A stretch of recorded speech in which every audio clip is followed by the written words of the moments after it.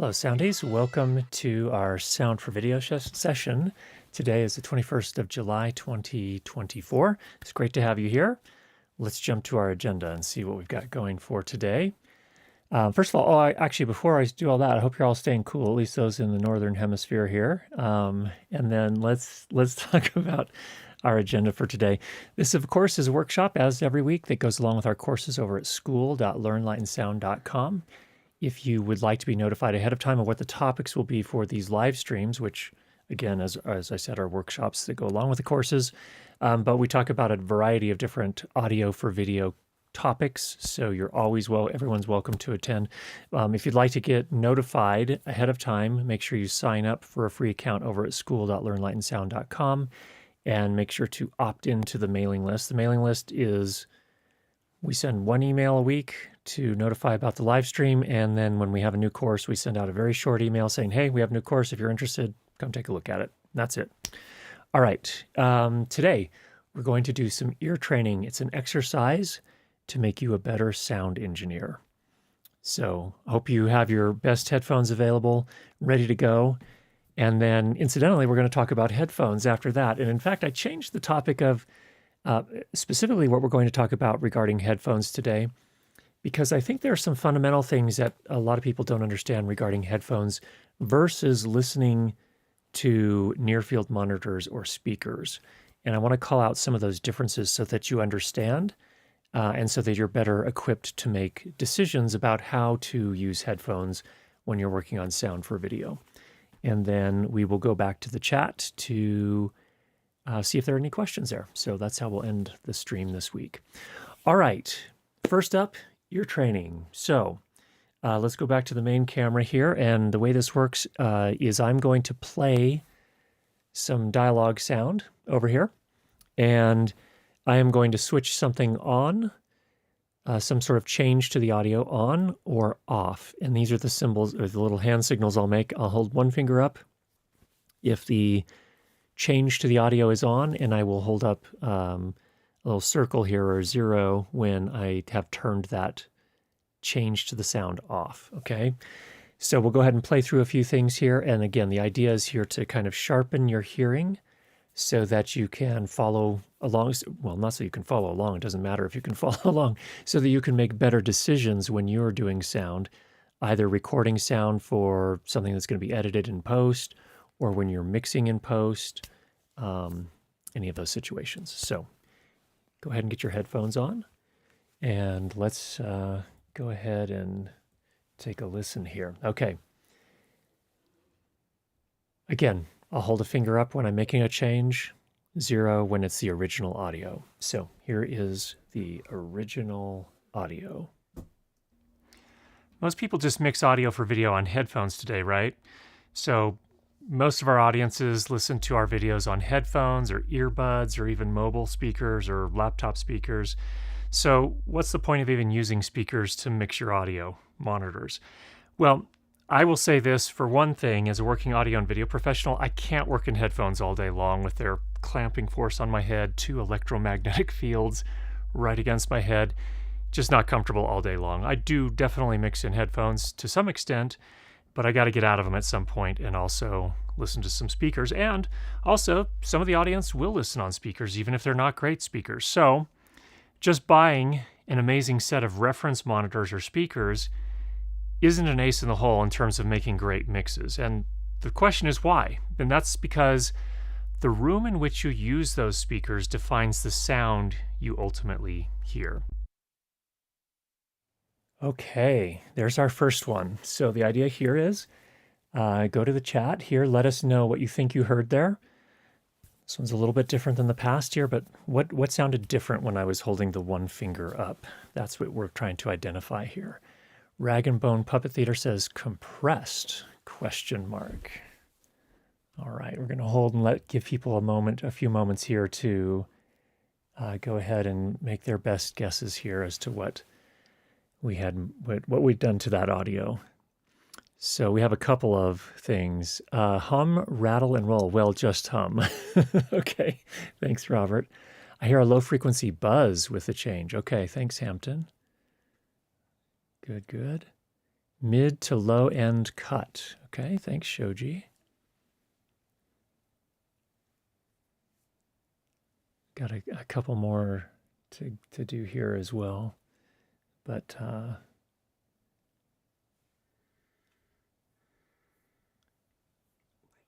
all right.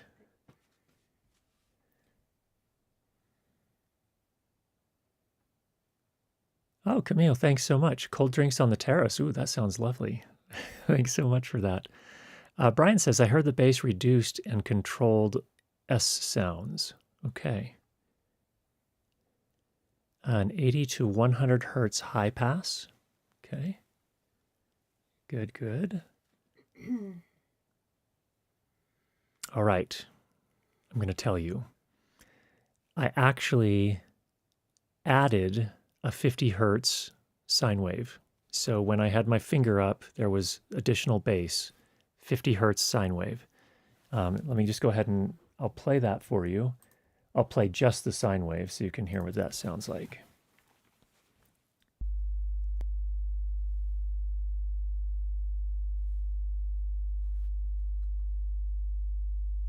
Now it's off. Now I'm going to turn it back on.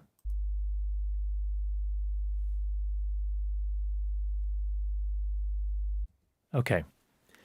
So this one's a little bit of a trick, and part of the reason we're going to talk about headphones later today. If you're listening on speakers on your phone, you're probably not going to hear any of that.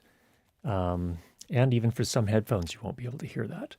So we're going to come back to that, but that was a 50 hertz sine wave, so it was coming on. So those of you that said that there was a high pass when it was off, I can see how you would definitely say that because there was less bass there. So that makes sense as well. There was definitely a difference in the bass between on and off. Okay, good. Now let's go listen to another one here. Get your headphones on if you haven't already. And here we go.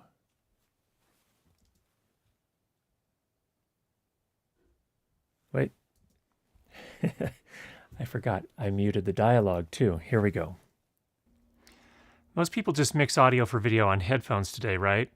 So most of our audiences listen to our videos on headphones or earbuds or even mobile speakers or laptop speakers. So what's the point of even using speakers to mix your audio monitors?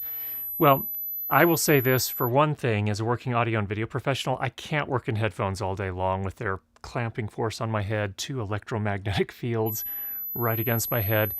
Just not comfortable all day long. I do definitely mix in headphones to some extent, but I got to get out of them at some point and also listen to some speakers. And also, some of the audience will listen on speakers, even if they're not great speakers. So just buying an amazing set of reference monitors or speakers isn't an ace in the hole in terms of making great mixes. And the question is why? And that's because the room in which you use those speakers defines the sound you ultimately hear. Okay. Go ahead and put your guesses in on that one as well. Tell me what you're hearing there. Again, the finger, when I had the one finger up, that I turned on the change, whatever that change was. And when I had the 0, there was no change. That was the original audio. So go ahead and let us know what you were hearing there. Really curious to see what you all come up with. All right, Hampton says high frequency tone added with the change. Okay. Brian, I think you have high frequency tone on while playing the dialogue. Tim Dixon. Ouch, that hurt. I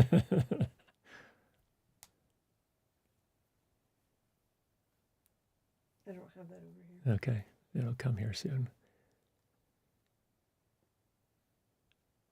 Okay, ouch, that hurt. Like a hearing test. Okay. 7,500 hertz tone. No change. Are my ears tone deaf from camera ops all morning?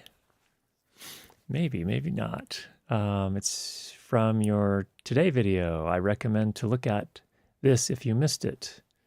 Thank you, Da Vinci Girl. Lower mid change. Up, down? Question mark. Okay. All right. Well, here is the secret on this one. This is, in fact, a high frequency tone that I played back. It's actually a 12 kilohertz tone, sine wave. So here, let me play it for you. This can be grating. This can be like fingernails on a chalkboard. So I'm warning you, stay on your volume button. I'm going to play just the tone itself so you can hear what it sounds like.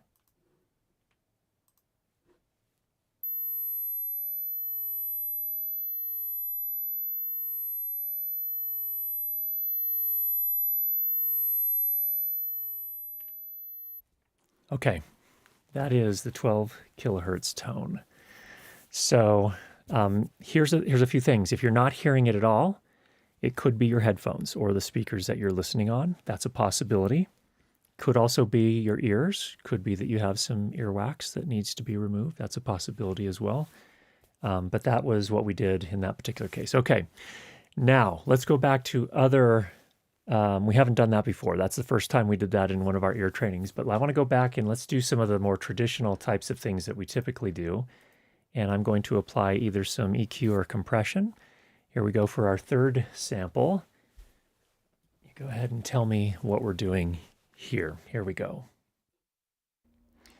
Most people just mix audio for video on headphones today, right? So most of our audiences listen to our videos on headphones or earbuds or even mobile speakers or laptop speakers. So what's the point of even using speakers to mix your audio monitors? Well, I will say this, for one thing, as a working audio and video professional, I can't work in headphones all day long with their clamping force on my head, 2 electromagnetic fields right against my head. Just not comfortable all day long. I do definitely mix in headphones to some extent, but I got to get out of them at some point and also listen to some speakers. And also, some of the audience will listen on speakers, even if they're not great speakers. So just buying an amazing set of reference monitors or speakers isn't an ace in the hole in terms of making great mixes. And the question is why? And that's because the room in which you use those speakers defines the sound you ultimately hear. Okay, that's our next sample there. Go ahead and let us know in the chat what you heard there. And we'll take a look at those here in just the next few seconds here.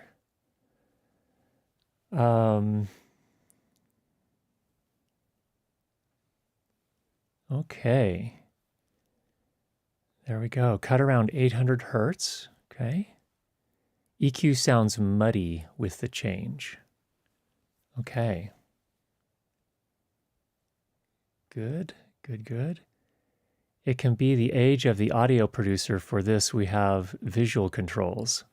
Ah, good point. And I'll show you this visually in just a moment here.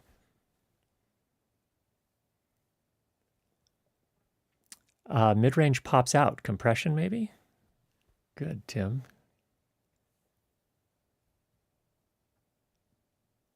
Change emphasizes nasal sound frequencies. Very good. Very good.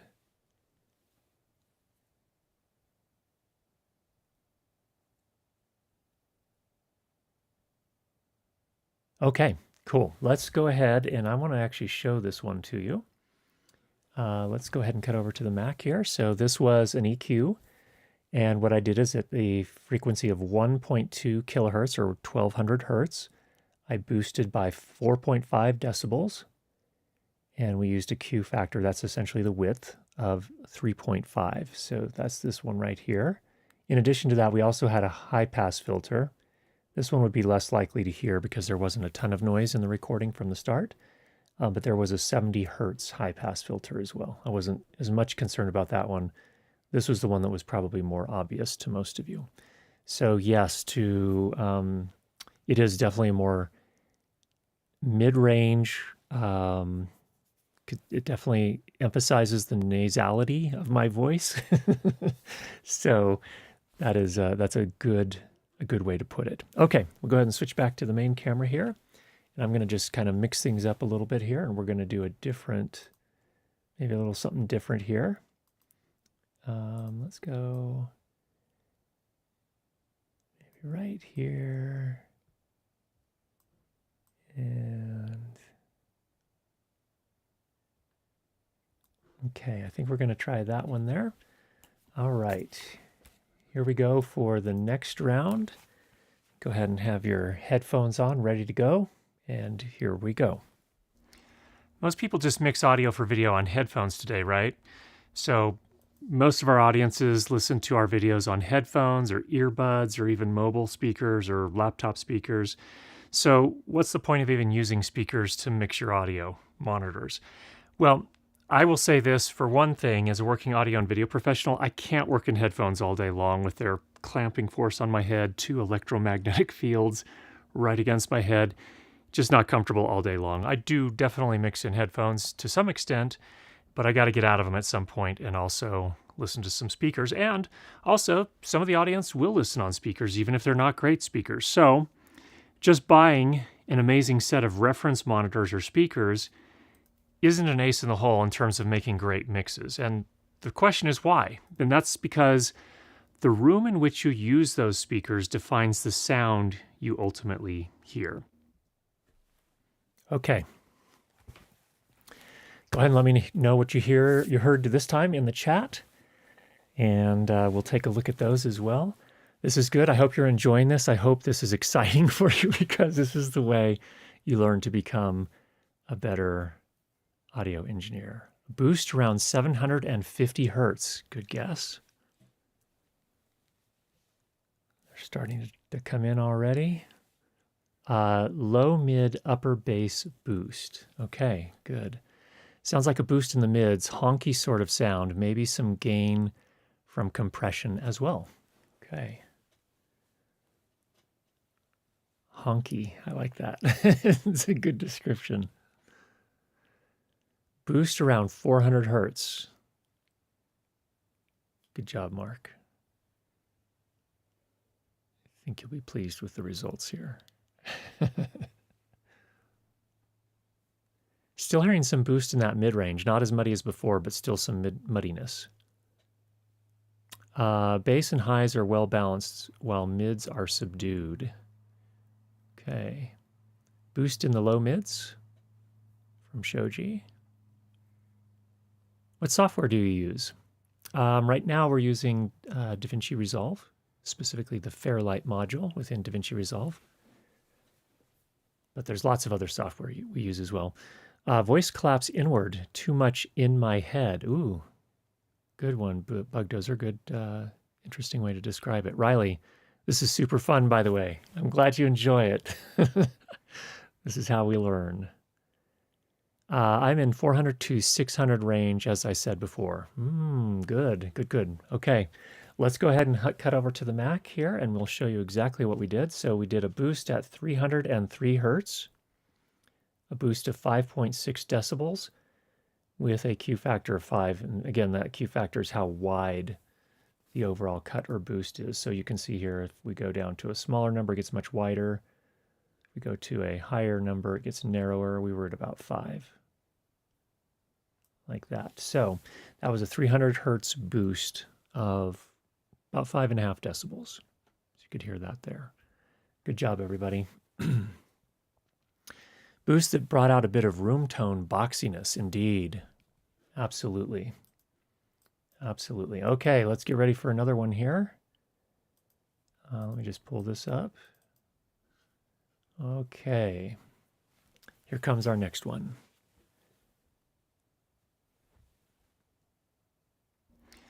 Most people just mix audio for video on headphones today, right?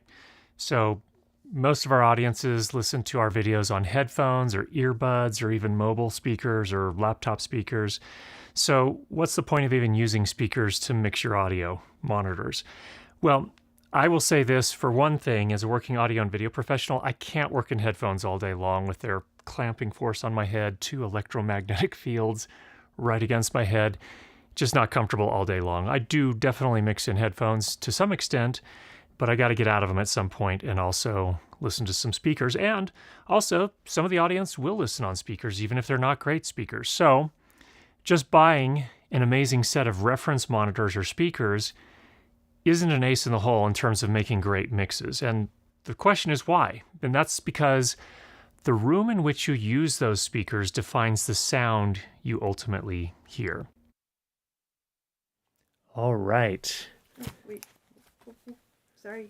Oh no.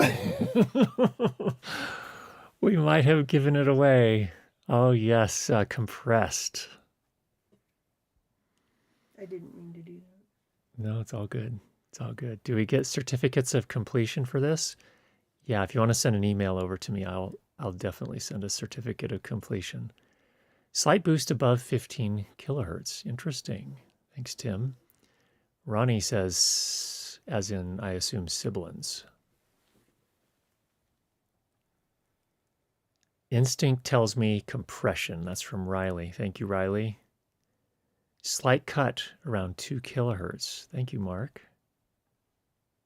Low frequency boost adds a bit of that broadcaster voice from Hampton. Mid boost, 1 kilohertz from Robert. Okay, I'll give just a couple more moments here.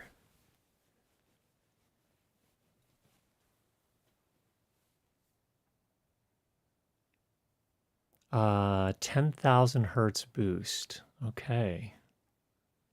All right, well, let's take a look at what we did here. We actually turned the EQ off. We were using a compressor in this case. And we had the compressor set with a threshold of minus 15, ratio of 4.7 to 1, which is a little on the high side for dialogue, unless you're really trying to move things around. We used a soft knee, which means that while we set the threshold at minus 15, it actually starts curving into the threshold earlier and finishes its curve after. So at that point, the threshold kind of becomes a center point, but it's a curve instead of, it's like if you see if I drop this knee, it suddenly becomes very angular right at the threshold. With the soft knee, it kind of smooths it out and makes it a curve. So it starts compressing before the waveform even gets up to minus 15. It's probably starting somewhere around even minus 20, it looks like. We had a fairly fast attack. This compressor's fastest attack is 0.7 milliseconds. No hold, and then the release was 127 milliseconds. So let me just play a little bit of that again where you can visually see what's happening while this is on. Most people just mix audio for video on headphones today, right? So most of our audiences listen to our videos on headphones or earbuds or even mobile speakers or laptop speakers. So what's the point of even using speakers to mix your audio monitors? Well, I will say this, for one thing, as a working audio and video professional, I can't work in headphones all day long with their clamping force on my head, too electromagnetic. Okay, so a couple things there. When you compress like this is a fairly aggressive compression for dialogue. A few things happen. I think some people had mentioned they noticed there are more sibilants. That's one thing that can be a result of this. They also, some others of you called out, it sounds like extra bass, sort of a broadcasty sound. And that actually absolutely is another characteristic of kind of the sound you get when you compress dialogue audio. So some good jobs there. Good job putting on your headphones, doing your best to guess what was going on there and to kind of suss it out. So good. All right, we're going to take a break from that and let's go talk about headphones a little bit. Thanks everybody for participating in our ear training today, and hopefully that makes you a better audio engineer. I want to start by talking about some things, and we'll get to headphones, and you'll see how all this ties into headphones in just a moment here. But there are some things, first of all, that we all need to understand about how humans hear, especially how we hear directionality. In other words, how we can hear where where a sound is coming from. And there are actually at least 3 different ways that we do that. The first one is if there's a level difference between our ears. So in other words, if I hear something louder in my right ear versus my left ear, then I can think to myself, oh, that sound is coming from the right. Okay, so the way that happens is if the sound is coming from the right, it's going to hit this ear first, and it's going to sound louder over here. Then it's going to hit my head, and my head is going to essentially attenuate some of the level that actually makes it into my left ear. So level difference between ears is one way that we hear directionality. We can hear where a sound is coming from. And that kind of directionality can be reproduced very easily in headphones. In fact, if you go into your any digital audio workstation app and you have some audio and you pan it all the way to the left, you will only hear it in your left ear. Or if you pan it all the way to the right, you will only hear it in your right ear. Or if you pan it somewhere in between, you'll get to hear some of it in both ears. So that's one way we can kind of create directionality, even when we're listening on headphones. And in fact, this is one of the things that binaural mixes actually, that's how they become this kind of extreme, that's one characteristic, one way that we can make those binaural recordings is by using the level difference between ears. But that's just one of the ways. There are two others actually. Another is arrival time distance. In the real world, when you're not wearing headphones, if you are standing on a street and a sound is coming from the right or somewhere off in the right field, the audio hits your right ear before it gets to your left ear. There's a little difference in the arrival time. It's not a lot. It's very, very small, but it's enough for your brain to detect. So as your ears pick up that sound, those waves move the eardrums and that gets converted to little nerve signals that get sent to your brain. Your brain can tell that difference. And that's another way that happens. Typically, if you've just made a simple recording, there's not like a straight ahead mono recording. There's nothing in your headphones that can tell you that difference. You can't get that kind of directionality information in a set of headphones with a simple recording. Simple mono recording, I should say. Okay, next up we have spectral differences. So what does this mean? So if I hear a sound that's coming from the right-hand side and it comes to my right ear, I'm going to hear that in a certain way. I'm going to hear all of the different frequencies that sound is generating in my right ear. But because it hits my head or is absorbed to some extent by my head or reflected or whatever, what I hear in my left ear is going to sound spectrally a little different. It's not going to have all the same frequencies.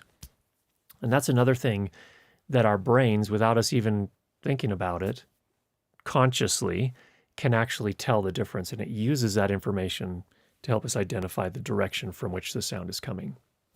Also something that you don't normally experience in headphones if you just make a regular recording, a non-binaural recording. So that's another one to keep in mind. So you might ask, Curtis, why does this matter and why do I care? And why are you going on and on about this? So the real thing I want to talk about is when we are working in sound for video, whether that's while we're recording or while we're mixing in post-production, there are a series of considerations that we have to make when it comes to choosing headphones or using speakers or monitors.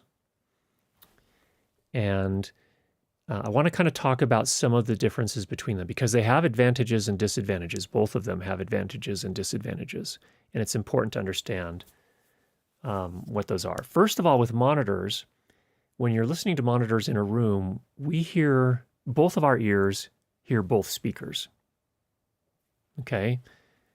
So if we go back to these different ways that we can hear directionality, all of these apply when we're using speakers in a room. We can hear level differences between our ears. There are arrival time differences, and there's potentially spectral differences as well. All of those apply when you're listening on monitors. However, when you're on headphones, you only hear in your left ear what is being fed to your left ear. You don't hear what's coming in to the right ear. And the right cup is only playing the right cup's information to your right ear. So you're not hearing both speakers with both ears. You're hearing left to left and right to right, and that's it. So it's a very different experience than it is listening to monitors in a space, in a room. So and you might be thinking, okay, I kind of get that, but I don't know what it sounds like. What's the difference? And it's actually fairly subtle. And what I would say in general is what you generally hear in headphones, especially if you're just talking about recordings of dialogue with a mono microphone, what you hear in headphones is potentially less like real life and more synthetic. Now, that's not bad. I'm not saying it's bad. I'm just saying that it's not like real life.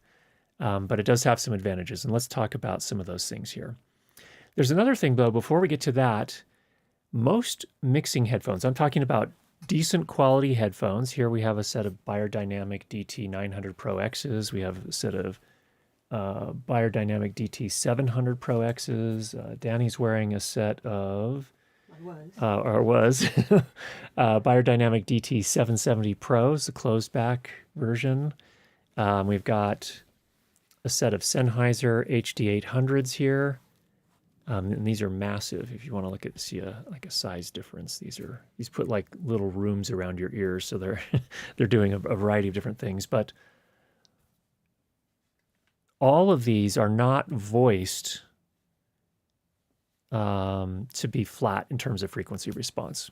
And that was actually a little surprising for me to hear. For monitors, that's actually generally what they're trying to do. The ideal monitor, I should say, if you put it into an anechoic chamber where there's no reverberation whatsoever, no sound reflects back, if you put a high quality monitor into there, they're going to be pretty close in terms of their overall frequency response. They're not going to overemphasize or underemphasize any given frequency by very much at all. Headphones, on the other hand, if we actually did try to make them as flat as possible, would sound rather weird. Not at all like we expect. And in fact, the manufacturers generally are not aiming for a flat frequency response. They're actually doing some other things, which is kind of interesting. So let's take a look here. Again, as I mentioned before, speakers are voiced to be flat in an anechoic chamber. And then when you put them into a real room, they're going to have a little bit of a bass boost, so they're going to sound a little bassier than they would in the anechoic chamber, probably by maybe, on average, somewhere around 4 dB more bass. And they'll also have a little bit less treble than most rooms will have, so maybe like -2 dB overall treble. So that's the thing with speakers. They kind of voice them for that perfection in an anechoic chamber. When you put them in a real room, things change, and it can drastically change depending on the room. And in fact, the video that we put on our main channel today talks about a room correction option, specifically IK Multimedia's Arc Studio, which essentially tries to compensate. It just gets an overall view of your room from an acoustic standpoint, and then EQs your speakers so that they aren't so necessarily as colored in the space where you're actually using them. So that's another thing to keep in mind. All right. The reality is that mixed headphones, quality, and I'm going to use air quotes here, reference headphones, and that's what these are pitched as, the Sennheiser HD800s, for example. They're really all over the place in terms of how they intentionally voice them. But I will say that we're starting to see with the newer generation of headphones that they're starting to target them to make them sound like a well-designed studio. So they're trying to make them sound like speakers in a well-designed studio. So instead of going for a perfectly flat frequency response, they're trying to make them sound like monitors, which is interesting. Now, what is all, why are we still talking about this? What is this? What does this have to do with anything? Let me just say also, if you want to really nerd out and talk and learn about how they voice headphones, how they design them so that their frequency response is a specific way to sound more like a regular room, do a search on the internet for diffuse field, free field, Harman curves for headphones, and you will find a ton of technical information that could be a lot of fun to dig into. And I spent a couple hours last night looking into those. Fascinating stuff. A lot of headphone manufacturers are now using Harman curves as kind of their default. So definitely worth checking into if you're really interested in that. Let's talk about the advantages of headphones and the advantages of monitors. So first of all, number one of the huge advantages for headphones especially when you're recording, but also potentially when you're mixing in post, is isolation from surrounding noise. That's a really, really nice thing about headphones, and they're portable. So you can take them with you. If you're not working in a really nicely set up studio with acoustic treatment and everything is quiet around you, headphones provide something of an advantage, especially closed back headphones. I would also say especially when I'm doing dialogue editing, I find with headphones, I can hear subtle details better than I can on monitors. Even in this room that is pretty nicely treated and has room correction and all of those things. So even with all of that, having the sound right in my ears, it's almost like going up really, really close to the sound source and being able to hear some of those subtle details that might be harder to hear in monitors. So that's a huge advantage as well. You do have ear-to-ear isolation. So if you're trying to solve some sort of stereo issue, having headphones is really helpful because the right only plays in the right ear and the left only plays in the left ear. So that makes it pretty nice. You can also do binaural monitoring. So if you have a recording that was specifically made or mixed for binaural, the stereophonic effect will be much, much more prominent in headphones than if you listen on a pair of stereo monitors. You just won't get the same effect with monitors that you would in the headphones. And again, that's because you have that ear-to-ear isolation where they have intentionally, with that mix or with that recording, intentionally made it so that it was very, very directional, using those level differences between the different ears. So that's a really nice thing. A nice thing also about headphones is that the room does not influence the sound that you're hearing in your ears, at least not to a large extent. What that means is you don't need acoustic treatment. And if you're in a rented space and you don't necessarily have a big budget and your landlord says no hanging stuff on the walls, well, headphones may be a really good option in that case because you can't necessarily do all this other stuff. And then I would say also that headphones are a whole lot less expensive than speakers and acoustic treatment for a similar quality. So here, for example, the Beyerdynamic DT700 Pro X's, I don't remember their exact price. We'll add it to the description below, but that's certainly less expensive than a good set of monitors plus acoustic treatment. So that's a definite advantage of headphones. All right, let's talk about the advantages of monitors. First is crosstalk. You do hear both monitors with both ears. So in those circumstances, you get the directionality benefits that we as humans can employ out of monitors that you will not get out of headphones. So that's the first thing. Second, it's a more natural experience, and by that I mean a lot of things.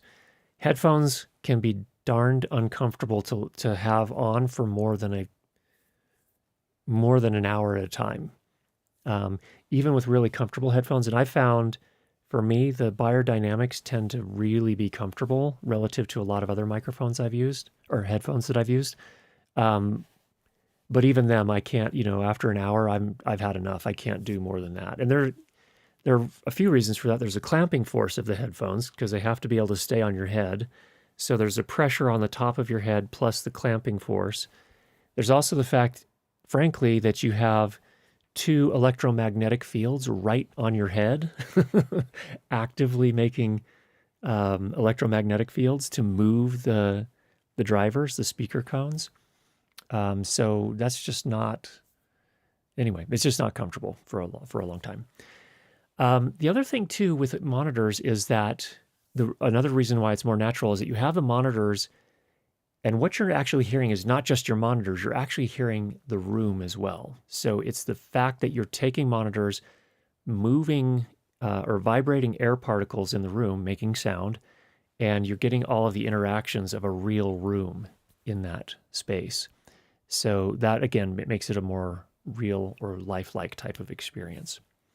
And as I mentioned before, all three of the direction cues that we talked about earlier, level differences, arrival time, and spectral differences, all of those do apply when you're using monitors in a room. So those are just some things to consider. And what that means in practical terms is that out of the gate, there's a reason why, for example, when you're doing surround mixing, that you probably want to have speakers.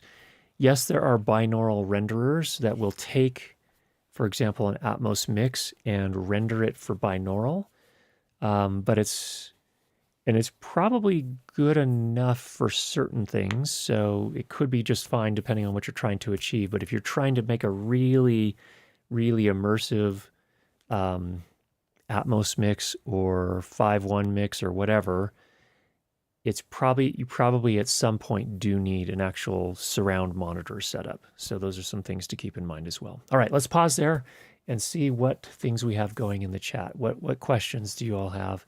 If you do have a question, if you could put at Curtis Judd Audio at the start, that'd be really helpful to help Danny identify that. All right, Riley's saying good stuff. Zircon, that was fun. Glad you enjoyed it. I need to listen to your compression session again. Okay. Yes, we should definitely go back and have a listen to that. Compression is quite an art. Hampton says, yes, this is fun. I would like to see more classes like this for lighting too. Okay, you got it. You got it. Robert, first arrival is our most precious way to locate sound. It is how you, precise, excuse me. Thank you, Danny. It is how you can exactly locate a cricket at night. Level and spectral differences are less precise. Thanks, Robert. And what do you think of the industry standard Sony MDR 7506s? Okay, let me go back to the first one. It is the combination of those three that make it so that we can hear directionality really, really effectively as humans. And actually a lot of other mammals have that capability, and probably other animals that are not mammals as well. But the combination of all those three is really good. It's a surprising how well we can identify directionality and actually movement as well, or even how close or how far things are. That has to do with the overall spectral response as well. But it's actually miraculous. It's pretty impressive. For your second question, and actually also, so good there. Second question, Sony MDR 7506s. Let me grab my set so everyone can see those if they haven't seen them before.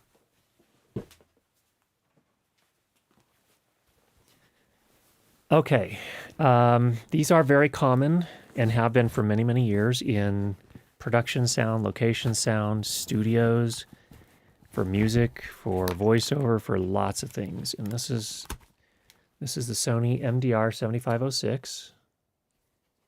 You will see a lot of these out here. They're less than $100. I'll get to that in just a moment. They're foldable, so you can make them smaller. They have a permanently attached cable that is also coiled, which is a religious style or political style debate amongst many people. They have a 1/4 inch and also a 3.5 inch connector. So no matter what you're plugging into, whether you have one of those connectors, you can. And it comes with this sort of plastic pleather type pouch. This copy does actually have some covers on them. I have these, I can't remember what they're called now, but they make them more comfortable for longer periods. It's sort of a velour. Is it velour? I don't know if you'd call that velour. Would you call that velour? Sort of. It's almost like terry. It's like a terry cloth kind of thing, terry cloth cover. It makes it more comfortable, both when it's hot and cold. These are on-ear monitors, which is a little bit different. So, well, depending on the size of your ears, you have to have very small ears for these to be over-ear headphones. And let me just demonstrate here.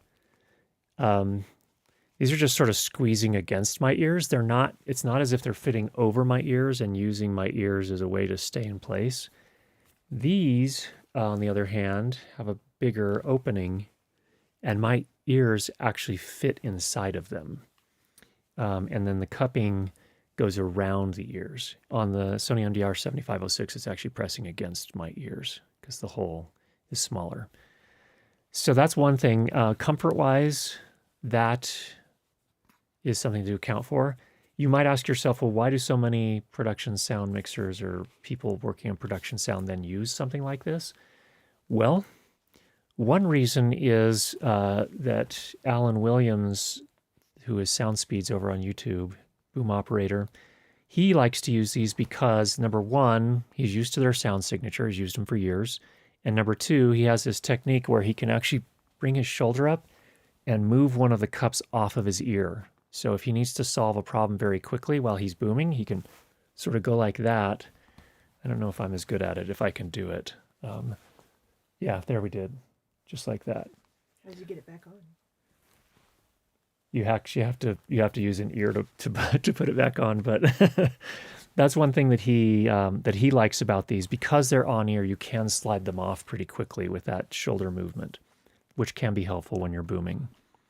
And the purpose of that is that sometimes he wants to hear, he's trying to figure out, he's using his other ear to figure out, okay, is that something maybe in the audio signal chain, or is it something actually in the space where we're recording when he hears something through those headphones?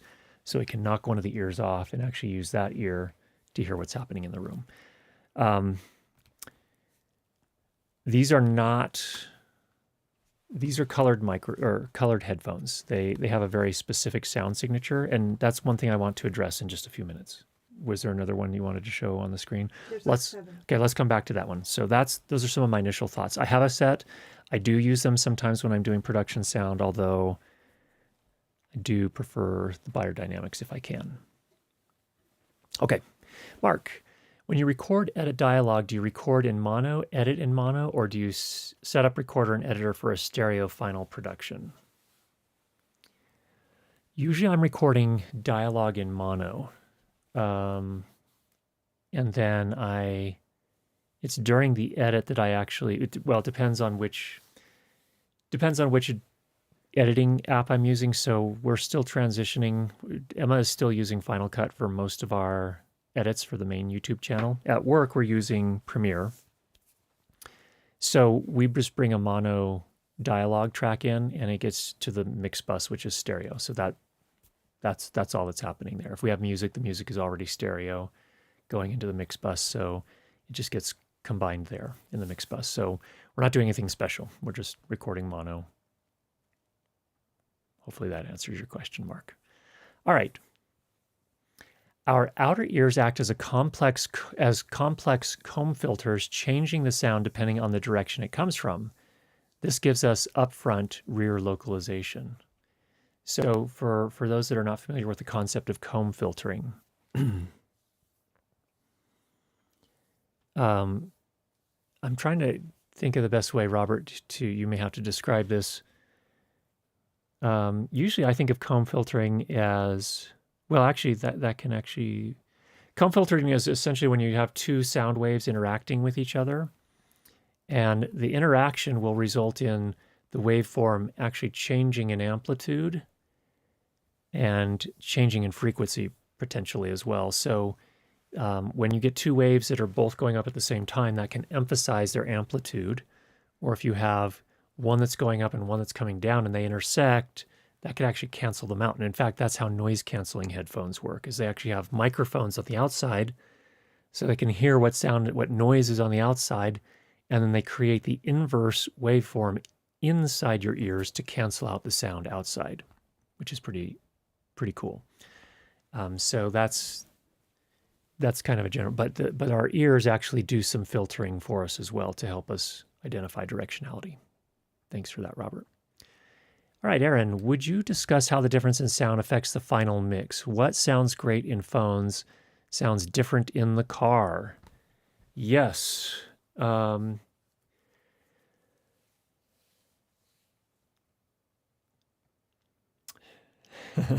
This is part of the reason. I think here's the theme. Let me give you the upshot here. From my perspective, when you are mixing professionally, you need to listen on multiple sound sources. You can do some of your work on headphones, but you need to get into speakers at some point too, so you can have that more natural effect, and you can hear what some of your the video viewers are going to hear as well. A lot of people listen on headphones. I get it, and that's one thing that we're mixing for. But there's also speakers, and they can just sound very different. And that's, again, because headphones are sitting right on your ears. I mean, it's like a lavalier microphone versus a shotgun or a boom microphone.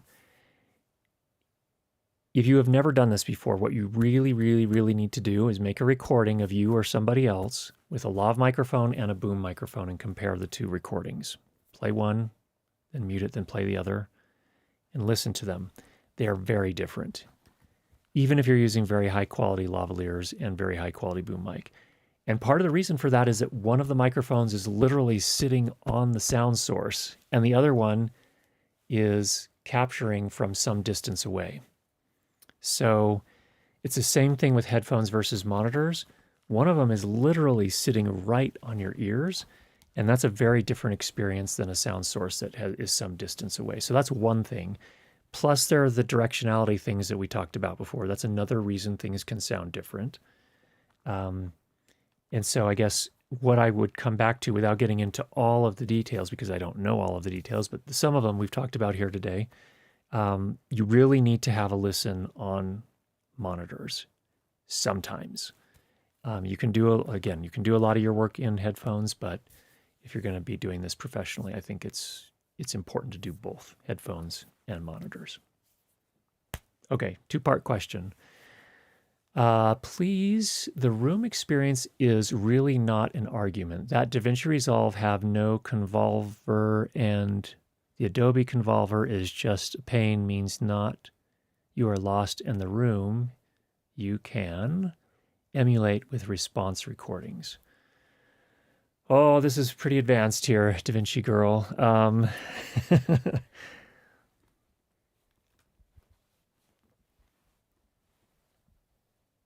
Yeah, I'm not sure. I'm not sure what to say. I personal preference, I'm going to use headphones and I'm going to use monitors. I'm going to use both experiences. I think maybe DaVinci Girl, you're talking about binaural monitoring versus an Atmos set of monitors in a room. Maybe you're right. I'm not an expert, certainly, in surround mixing, so it could be that doing it in headphones now is good enough, or is as good as, I don't know. It would be my sense that by virtue of the fact that these are sitting right on your ears is very different. But maybe the technology has gotten to a point where they can put you in a good room in your headphones. So anyway, all right, Mark.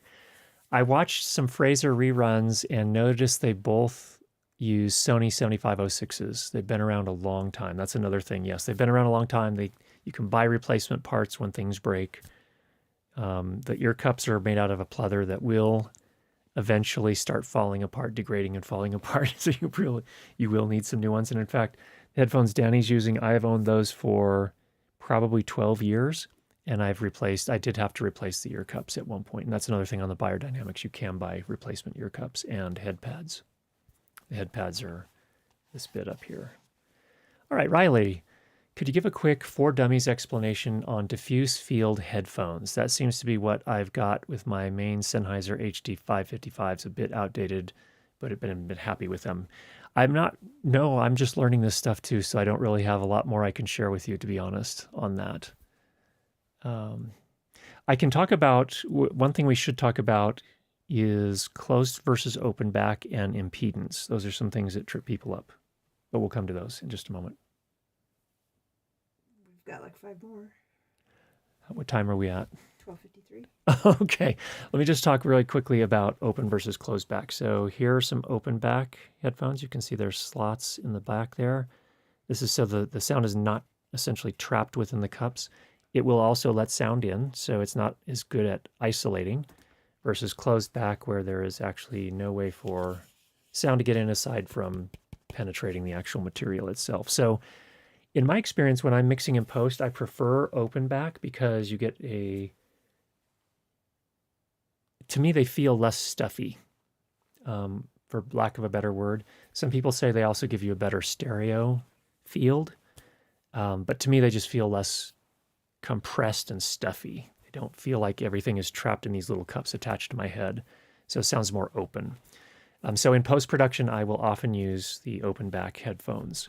That's the Sennheiser HD 800s are also open back. For production, when I'm recording and I don't want any sound bleeding out or I want more isolation, I'm going to use the closed back. So that's one thing. Let me talk about impedance as well. There's an impedance rating for every set of headphones, every quality set of headphones. And generally, things that are 100 ohms impedance or lower are considered low impedance. And generally, higher impedance headphones are usually like 250 or 300 ohms. These are both, I think, 60 ohms, so these are definitely low impedance. These Sennheiser HD 800s are 300 ohm, so those are considered high impedance headphones. And the distinction is one is not superior to the other. I think some people would argue they think that high impedance headphones are superior. A lot of audiophile headphones are higher impedance. It's a design choice. It's not necessarily better or worse. I think it then overall the whole design of the headphones goes into includes impedance, includes the drivers, includes lots of other things on the headphones. What I will say, though, is if you are working with higher impedance headphones, you're going to have a headphone amplifier that can provide the amount of power that they need to effectively get the volumes and the quality that you want. So when you are working with something like this, first of all, it only has a 1/4-inch plug. You can't, and there's like a mini XLR option as well, but going into a 3.5 millimeter input or output is not a possibility with these unless you use some sort of external adapter. And secondly, that is kind of irrelevant because most things with 3.5 millimeter headphone outputs do not provide enough power to drive, at least not really effectively, a high impedance headphone like that. So just keep that in mind. That also is relevant when you're talking about Zoom F-Series recorders versus Sound Devices Mix Pre. The Sound Devices Mix Pre headphone outputs can provide more power, so they can drive higher impedance headphones generally.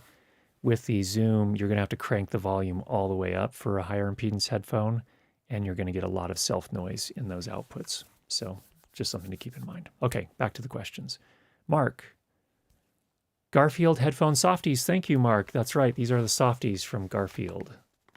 That's what these are in the 7506s. Thanks for the reminder. Appreciate that. Sheriff, it would be nice to test those headphones on this channel using the binaural settings in Dolby Atmos. Yes, it would. But I am not an expert in Dolby Atmos yet. I'm not ready to teach that. I have a lot more learning I need to do first. I appreciate the input.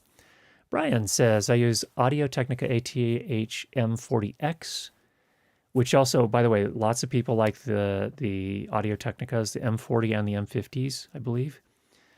Here's the question. Ear damage can reduce our ability to hear certain important frequencies, especially highs, until science helps. What to do? Well, also thank you for the super chat, Brian. I very much appreciate it. Number one, protection, prevention is the number one thing. If you're going to a parade, if you're going to a concert, if you're going to even the movie theaters, if you're going anywhere where there's a chance, and in fact, I keep them in my car now, bring hearing protection. I actually have a set of Heroes, which are not the most, they're pretty good. They try to attenuate the overall sound somewhat evenly across the spectrum, as opposed to the foam earplugs.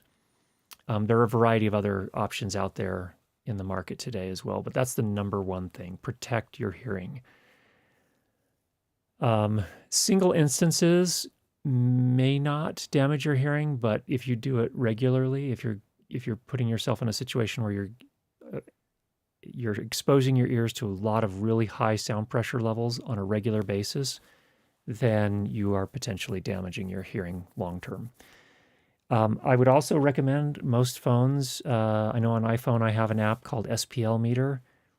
If you're not sure how loud something is, you can measure them. They're not perfectly calibrated necessarily, but they'll give you an idea if the sound pressure levels are really high or how high they are.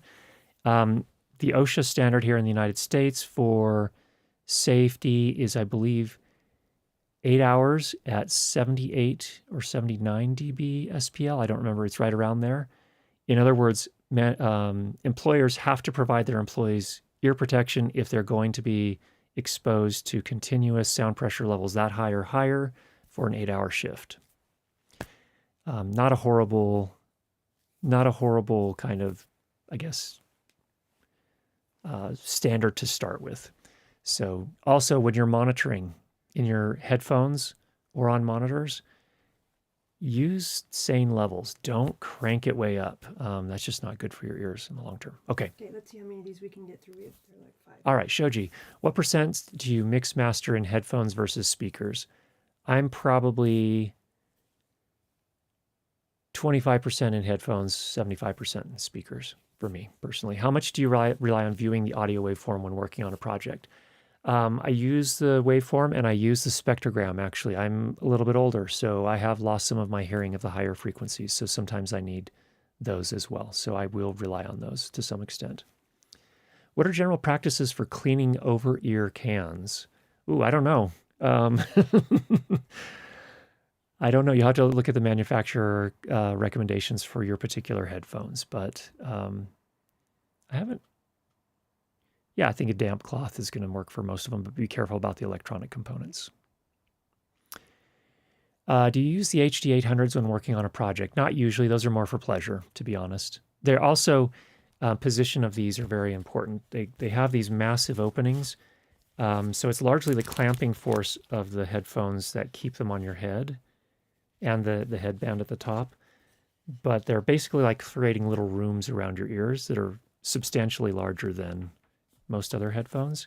And I find that positioning of them is very important. In fact, if I just kind of slap them on my head, I don't get the bass response. I have to kind of tune the exact fit to get the right bass response. So I don't, those are more for fun. Okay, two more, or two part. Danny says, so low impedance headphones can sound distorted. Any headphone can sound distorted. I've experienced headphones distort, and I learned it had to do with the impedance. I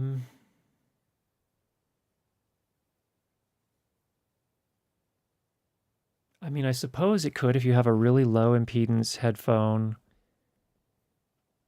and you're pushing the levels really, really pretty hard in a headphone amplifier that can push quite a bit of power. So that is possible, absolutely. But I generally find if you manage your volume levels, I guess the really low impedance, like the little earbuds, those are going to distort before most other things are. Yes. Okay. Time out, Danny says. Not time out, just time. Oh, time. Time. Oh, it's 101. Okay.